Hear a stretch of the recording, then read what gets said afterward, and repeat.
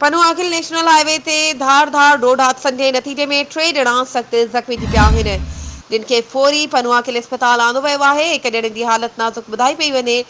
इन हवाले सां वधीक तफ़सील ॾेई रहियो आहे पनुआकिल मां CN न्यूज़ जो रिपोर्टर अयाज़ झंडीर। जी अयाज़, छा तफ़सील आहिनि?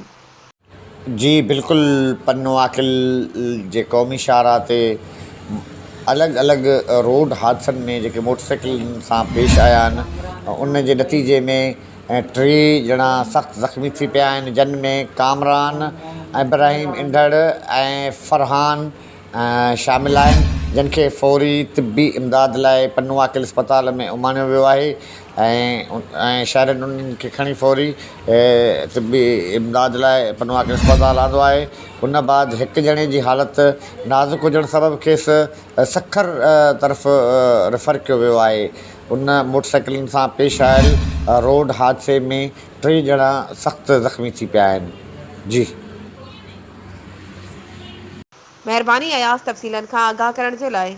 वधीक ख़बरुनि ऐं अपडेट्स जे लाइ असांजे चैनल खे सब्सक्राइब कयो ऐं हा, बेल आइकन खे प्रेस करणु न विसारिजो त जीअं असांजी हर नई अचण वारी वीडियो तव्हां ताईं पहुची